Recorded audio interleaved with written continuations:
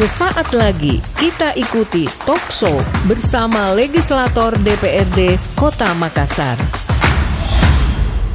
Hai, Assalamualaikum warahmatullahi wabarakatuh. Sambaluga masih, apa karebata. Kembali bertemu kembali, berjumpa kembali dalam podcastnya Gamasi. Lebih dekat bersama legislator DPRD Kota Makassar. Nah, acara ini bisa didengarkan lewat radio 105,9 FM, podcast Gamasi FM official, kemudian by streaming juga ya. Jadi dimanapun Sambalu mendengarkan acara kami, di mobil, di kantor, di gade-gade, di pasar, kemudian di mana saja ya, di tempat kebunta, di sawata, dengar kami. Mari kita lebih dekat lagi bersama wakil-wakil rakyat kita di DPRD Kota Makassar. Ya, namanya wakil rakyat yang mewakili rakyat dan yang membela kepentingan rakyat. Itu yang dipahami secara umum. Nah, Sambalu, di samping Kak Uni, kita jumpa lagi dengan Pak Ari Ashari Ilham ya, lincah sebagai agen perubahan dari Partai Nasdem. Nah, kita tahu ini figur dewan yang masih muda ya. Ya, muda dan energik. Kita tanya-tanya saja ya, Sambalu langsung bincang-bincang dengan beliau. Assalamualaikum Pak Ari. Waalaikumsalam warahmatullahi wabarakatuh. Santai-santai kulihat ini Pak, ada rapat tadi Pak. Iya, tadi habis terima ada demo Kak Uni dari masyarakat di Tanjung. Kemudian menghadiri rapat badan musyawarah untuk agenda kedewanan. Demo dari warga Tanjung? Iya. Bisa tahu sedikit tentang apa itu ya? Iya, jadi memang permasalahan yang ada di Tanjung Bunga itu Kak Uni, khususnya untuk warga yang bermukim di kawasan GMTD, itu memang sudah bertahun-tahun melakukan keluhan terkait biaya pemeliharaan lingkungan yang diterapkan oleh town manajemen di Tanjung Bunga. Banyak yang merasa bahwa kenaikan biaya BPL ini dinaikkan secara sepihak tanpa ada koordinasi dengan warga, yang dimana TMD atau town management ini sebenarnya kan adalah pelayan dari masyarakat yang tinggal di dalam setiap klaster yang ada di Tanjung Bunga. Seharusnya setiap ada kenaikan tarif itu harusnya melalui musyawarah atau kesepakatan dengan warga, sehingga warga yang berada di dalam klaster tersebut mengetahui dan tidak merasa diberatkan. Kemudian ada juga hal-hal yang dinyatakan oleh warga adalah bagian dari intimidasi ya, bahwa setiap orang yang tidak membayar biaya pemeliharaan lingkungan dilarang beraktivitas. Contohnya mau cuci AC, kemudian mau renovasi rumah atau mau pindah-pindah barang itu dilarang. Sehingga mereka merasa bahwa masyarakat sebagai pemilik rumah ini akhirnya menjadi seperti orang yang meminjam rumah kepada pihak-pihak town manajemen di Tanjung Bunga. Seperti itulah kira-kira. Itulah ya yang terjadi. Untuk Tanjung Bunga itu kan sudah diserahkan ya Pak, fasumnya kepada pemerintah ya? Yang diserahkan adalah jalan poros Kakak Uni atau jalan rayanya, tetapi fasum-fasos yang ada di setiap klaster itu belum diserahkan, sehingga menjadi bagian dari pengelolaan GMTD.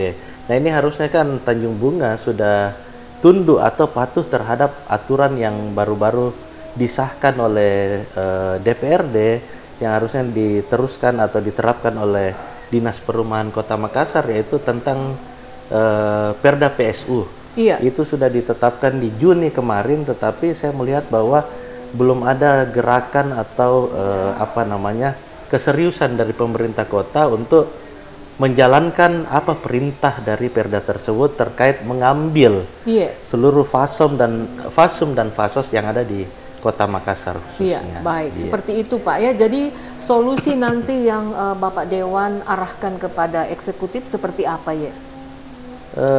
Sebenarnya bukan solusi lagi ya, tetapi berbentuk perintah untuk menjalankan atau menerapkan Perda yang ada. Karena Perda dibentuk atau diciptakan adalah untuk bagaimana kita semua mematuhi. Seluruh masyarakat Kota Makassar berhak untuk mendapatkan pelayanan dari pemerintah Kota Makassar. pada saat Fasum dan Fasos belum diambil alih oleh pemerintah Kota Makassar, Iya. otomatis warga tersebut atau masyarakat tersebut belum mendapatkan perhatian atau pelayanan dari Kota Makassar. Kenapa? Karena Fasum dan Fasos masih milik dari PT GMTD, sehingga pemerintah kota belum bisa melakukan perbaikan jalan, belum bisa memenuhi permintaan warga terkait lampu jalan dan sebagainya. Iya, baik. Seperti itu. Iya, Sambalu itu bagian ya, sedikit dari bagian tugas-tugas wakil rakyat. Iya. Menampung aspirasi, menampung harapan dan keinginan masyarakat.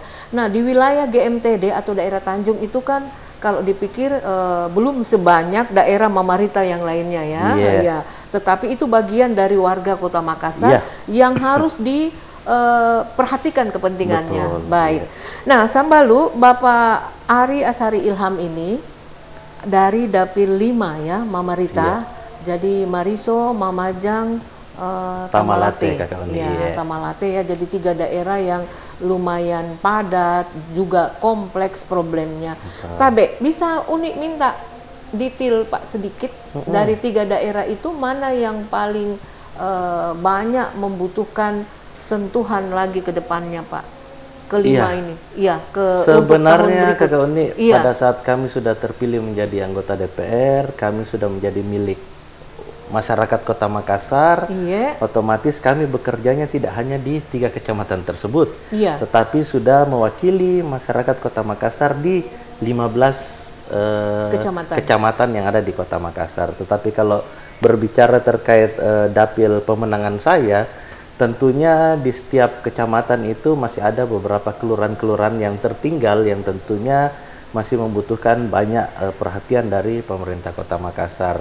Apalagi kan saya di Kecamatan Tamalate itu Kakak Uni, ada perbatasan Kecamatan Tamalate, ada Kelurahan Barombong, Iya. yang di situ dinamakan Trisula karena berbatasan dengan Tiga, ya? Kabupaten Goa dan Takalar. Yang ini di mana masih banyak yang tumpang tindih, masih banyak yang saling berharap bahwa ada jalanan yang masih baku tunjuk-tunjuk ke pemerintah. Iya. Ini harusnya diperbaiki oleh Kabupaten Goa, ini harusnya dibetulin oleh Kabupaten Takalar dan sebagainya, sehingga memang masyarakat pemerintah Kota Makassar juga masih harus terfokus di daerah situ untuk bagaimana menentukan batasan yang pasti, kemudian mungkin bisa dibikinkan gerbang Kakak Uni di setiap Iya. perbatasan ya. kabupaten kota. Sebagai tanda Iya. begitu ya Pak? Sebagai tanda. Sebagai tanda. Ini wilayah Makassar. Makassar. Anda memasuki wilayah Goa. Iya, Goa Iya. dan Takalar. Ini memang kayaknya jadi kebiasaan ya Pak, dari dulu sampai sekarang. Iya. Masyarakat yang tinggal di daerah perbatasan biasanya itu kalau ada keluhannya lama kasihan baru bisa Betul. diselesaikan.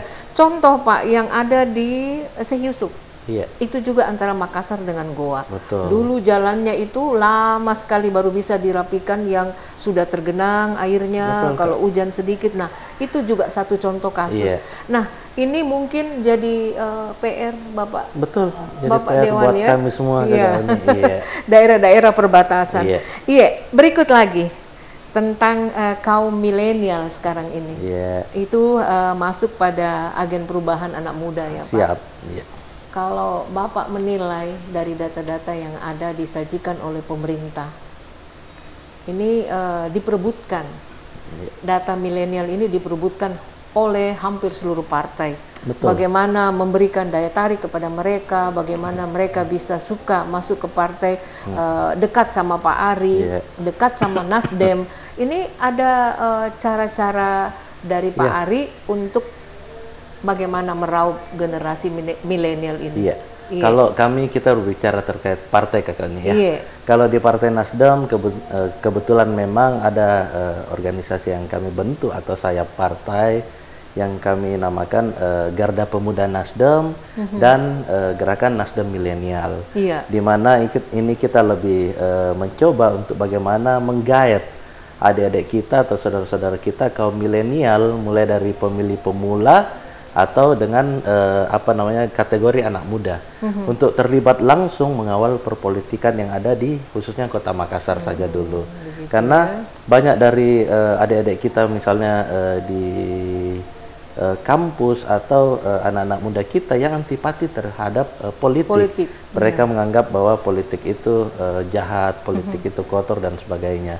Justru di mana kita sekarang harus menyadarkan bahwa anak muda ini harus terlibat langsung mengawal perpolitikan yang ada di Indonesia ini. Bagaimana nasib masa depan bangsa kita bisa bagus pada saat anak mudanya tidak ikut serta atau mengambil peran di dalam mengawal perpolitikan yang ada di Kota Makassar.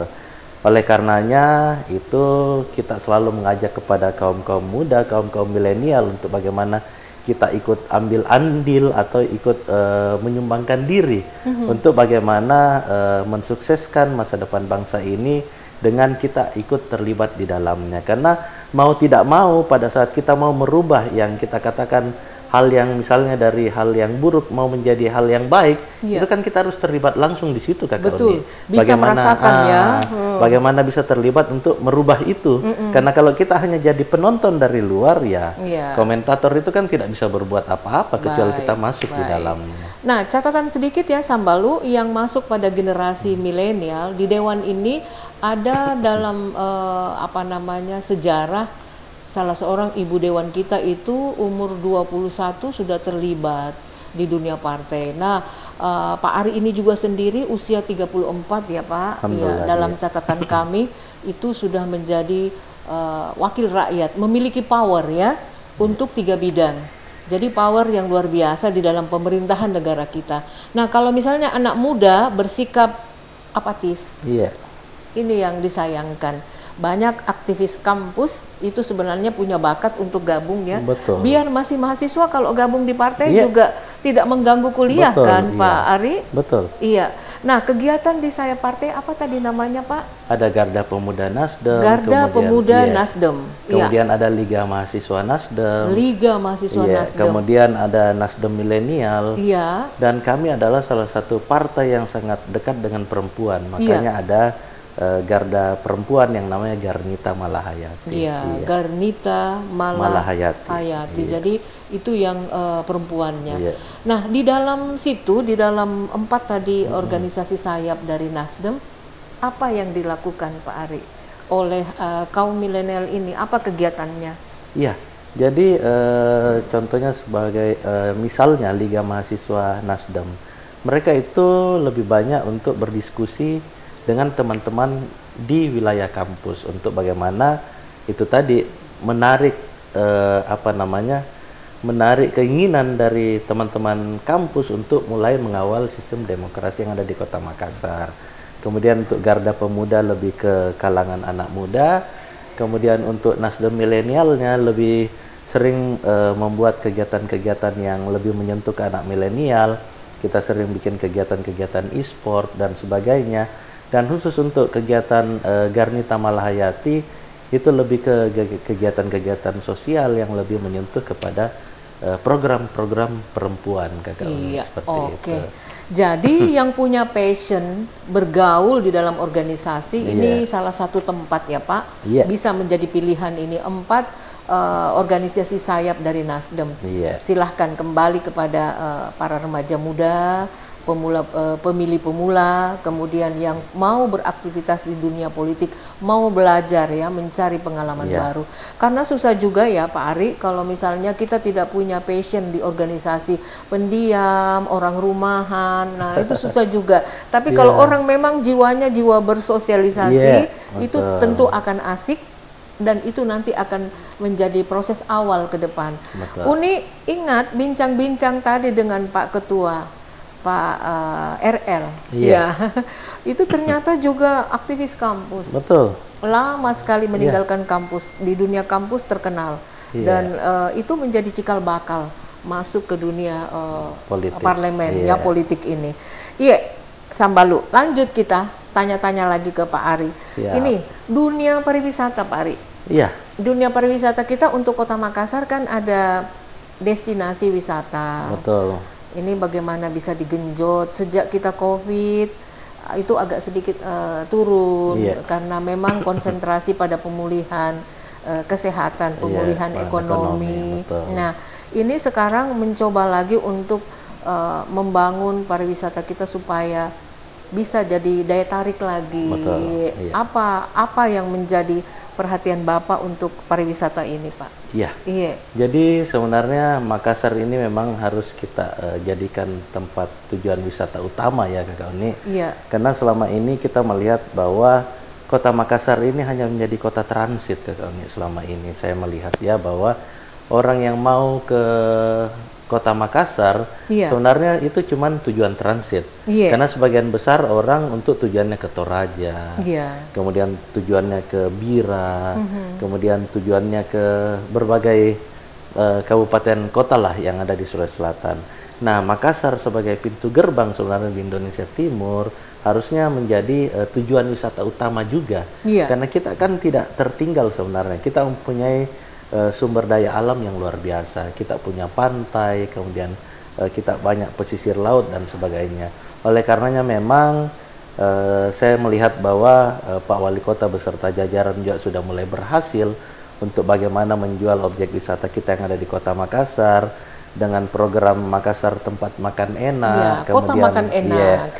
Kemudian kemarin juga alhamdulillah kita sudah menyelesaikan juga satu peraturan daerah terkait Riparda, Rencana Induk Pariwisata Daerah, di mana itu yang selama ini menjadikan Makassar kenapa tidak pernah mendapatkan bantuan pariwisata dari pusat karena belum punya payung hukum untuk menjadi dasar bagaimana kita bisa menjemput program-program dari pemerintah pusat. Itu yang sangat disayangkan bahwa selama umurnya Kota Makassar baru ada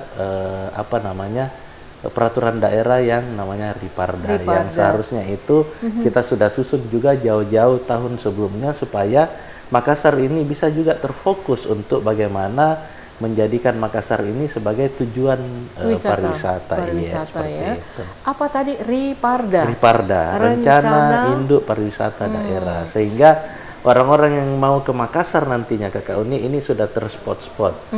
Pada saat dia mau ke daerah kuliner dia bisa kemana, kemudian dia mau ke tempat sejarah dia kemana, dia mau ke objek wisata kuliner dia kemana, kemudian dia mau misalnya wisata pantai dia kemana. Itu akan diatur detail di Riparda ini yang tentunya nanti ada turunan menjadi Riparkot. Iya, baik. Mudah-mudahan bisa cepat ya Pak, nanti itu Rencana Induk Pariwisata Daerah.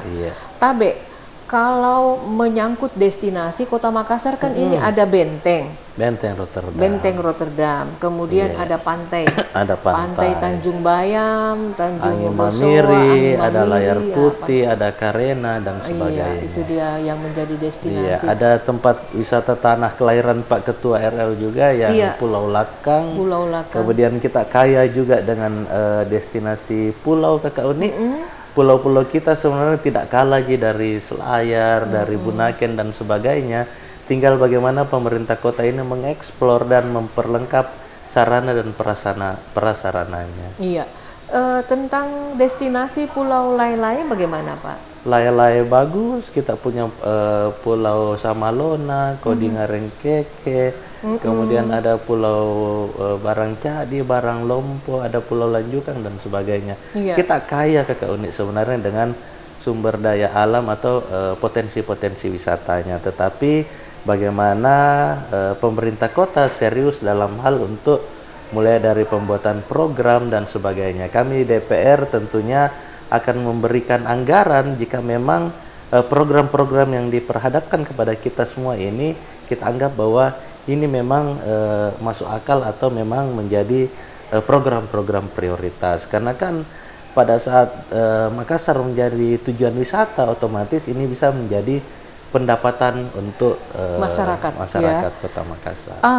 Ada yang muncul dari pikiran Uni, kalau nanti pariwisata kita ini maju, tentu akan banyak usaha-usaha industri rumah tangga otomatis yang terkait dengan oleh-oleh. Ya, jadi mungkin makanan yang nanti kalau mereka datang mau bawa pulang itu akan berkembang. Nah, kalau misalnya ke depannya ini kita bisa maju dari sisi pariwisata, kita tidak akan kalah juga dari Bali ya, karena kita punya tempat-tempat yang lumayan menarik. Cuma ada yang perlu diperhatikan Pak Dewan tentang keamanan Kota Makassar. Ya, itu juga perlu jadi prioritas karena Betul. orang yang datang wisatawan domestik, apalagi mancanegara, ketika datang ke sebuah tujuan destinasi itu juga mau nyaman, mau aman, kemudian mau mendapatkan keindahan seperti itu. Iya, tanggapan tak tentang kota kita yang banyak balapan liarnya, Betul. banyak nakal-nakalnya itu bagaimana, Pak? Jadi begini Kakak Uni. Iya. Sebenarnya Dinas Pariwisata tentunya sudah mulai menjalankan program ini dengan membentuk KSW. KSW itu adalah kelompok sadar wisata. Iya. Di mana kelompok sadar wisata ini tidak hanya diajarkan untuk bagaimana memelihara destinasi wisatanya, tetapi KSW ini mulai di training juga untuk bagaimana menjadikan lingkungan tujuan wisata itu yang pertama nyaman, yang kedua aman, seperti yang Kakak Uni katakan. Karena tentunya bule-bule atau turis-turis yang datang itu tentunya yang paling pertama itu mencari rasa aman dulu. Iya, Uni. benar. Kalau dia mulai aman, otomatis dia akan nyaman. Pada saat dia nyaman, otomatis dia akan belanja atau menjadikan tujuan wisata ini bisa menjadi promosi untuk mereka sampaikan ke negara-negaranya. Baik. Dalam rangka untuk bagaimana menciptakan Makassar aman itu, tentunya ini bukan hanya tugas dari pemerintah kota saja, tetapi ini semua tugas dari kita semua sebagai masyarakat Kota Makassar untuk bagaimana ikut terlibat dalam menjaga keamanan dan ketentraman di Kota Makassar. Baik. Saya hanya mengatakan bahwa di zaman kita kecil dulu Kakak Uni, rasanya itu lebih aman Kota Makassar. Iya. Kenapa Kota Makassar bisa aman Kakak Uni? Karena di zaman kita dulu itu masih diaktifkan itu atau ada aktivasi dari pos kamling. Iya, itu di mana hampir di setiap perbatasan atau di setiap RT RW ada digilir yang namanya pos kamling, sehingga anak-anak di wilayah situ pada saat ada keinginan untuk melakukan hal-hal nakal atau apa dan sebagainya sudah mulai terurai dari pos-pos kamling ini, sehingga memang perlu diaktifasi kembali. Iya, jadi KSW, kelompok sadar wisata ya perlu diaktifasi, perlu di push terus agar menjadi menular ya Pak, menular kepada yang lain. Nah Pak Ari, ini kita ingin panjang-panjang, tapi sudah ada Bapak ya, kita akan wawancara lagi. Uni mau tanya, masih lanjut lagi nih Pak ya? Insya Allah kalau masih dipercaya oleh masyarakat, kemudian masih diridhoi oleh Allah, insya Allah saya akan melanjutkan lagi untuk bagaimana melakukan pengabdian terbaik untuk masyarakat Kota Makassar. Jadi Pak Ari Ashari Ilham ini dari Dapil 5 Mama Rita ya, Sambalu. Mari kita temani Pak Ari sebagai agen perubahan. Banyak cita-cita Makassar yang ingin diwujudkan. Kalau membaca tadi rencana-rencana yang Pak Ari sampaikan, mudah-mudahan bisa nanti diwujudkan pada periode selanjutnya. Sukses selalu Pak Ari. Pak Ari Ashari Ilham dari Partai Nasdem. Terima kasih. Ya, Mama Rita ya, Sambalu. Ya, kami pamit Sambalu. Sampai bertemu dalam episode dekat bersama legislator DPRD Kota Makassar berikutnya. Kami pamit. Assalamualaikum warahmatullahi wabarakatuh. Mari Kidi. Mari Kidi. Acara ini dipersembahkan oleh Sekretariat DPRD Kota Makassar.